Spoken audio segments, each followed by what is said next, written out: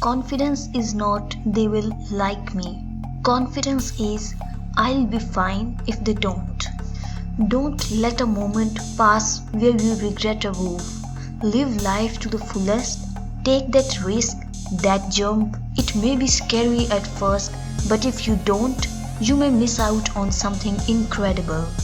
Low self confidence is not a life sentence. Self confidence can be learned, practiced, and mastered just like any other skill.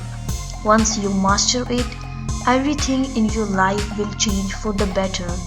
You don't have to conquer everything at once. Just put one foot in front of the other and be proud of yourself. Confidence is not walking into a room with your nose in the air and thinking you are better than everyone else. It's walking into a room and not having to compare yourself to anyone else in the first place.